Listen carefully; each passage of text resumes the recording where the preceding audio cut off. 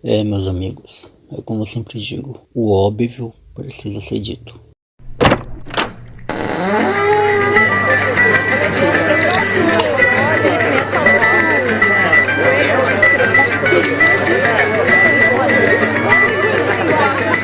Esse senhor é um teólogo de quinta! Um teólogo de quinta, tá ouvindo? Francamente, viu? Fora daqui! Fora daqui!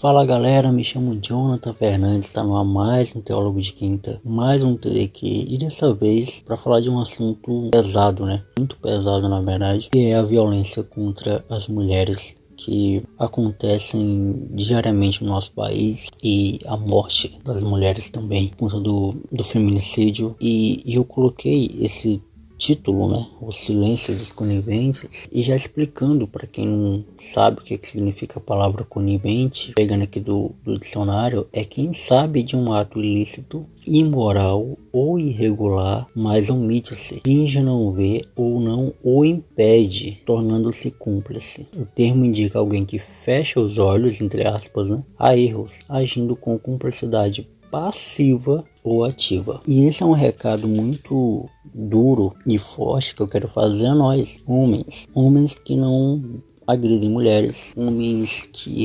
repudiam, homens que detestam isso e olham para isso com indignação, mas que na roda dos amigos fica vomitando machismo, né? Mas que em conversa de bar, isso não é um assunto de revolta, isso é um assunto de risadas. Isso é para mim também.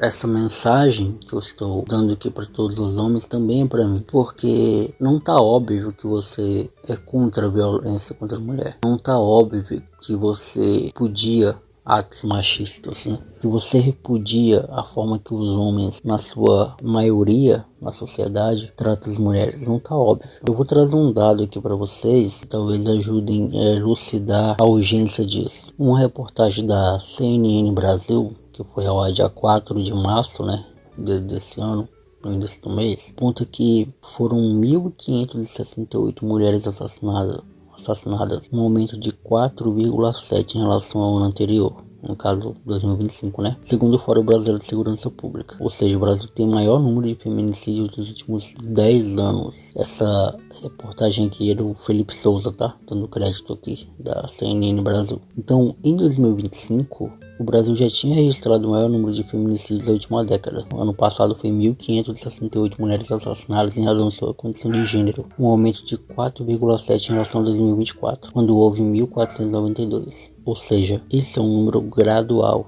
isso é um número que vem aumentando ano após ano. Teve um leve recuo no número, né, em 2021, com 1.347 ocorrências, e aí depois voltou a subir em 2022, 1.455, 23, 1.475 e 24, 1.492, até alcançar o patamar recorde que foi no ano passado, 2025.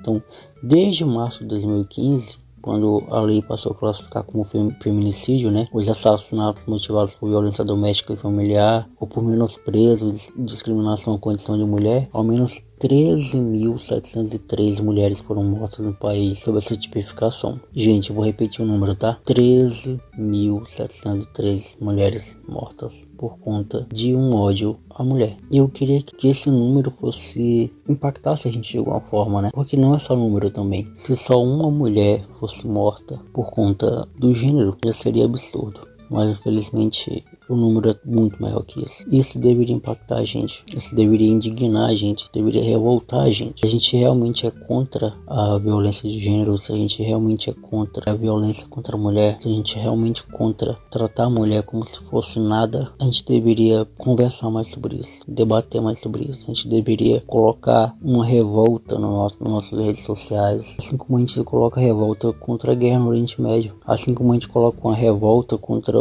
quando falam mal do político que a gente gosta. Deveria se indignar, assim como a gente se indigna quando alguém fala do time que a gente torce. Então, se a gente realmente é contra esse tipo de violência, por que a gente fica tão calado? Por que isso não fere a gente? Por que isso não revolta a gente? Por que isso não traz uma reflexão pra gente tão necessária e urgente como debater política na rede social. Por que quando morre uma mulher, porque quando uma mulher é morta, a gente, ao invés de se revoltar, ao invés de procurar fazer a nossa parte, né, denunciando, se revoltando, a gente procura saber primeiro se realmente o cara matou, se realmente foi ele que matou, o que a mulher fez pro cara fazer isso. E que a gente sempre tenta culpar a vítima. Nessa crescente, né, red pill que existe na nossa sociedade, o perigo tá cada vez mais iminente desse número aumentar. Homens que deveriam proteger as suas mulheres estão matando-as todos os dias. Homens que deveriam proteger suas mulheres estão ficando calados, fazendo piada em hora de bar. E isso realmente é vergonhoso. Isso realmente deveria causar a maior vergonha do mundo. Vamos pensar um pouco sobre isso?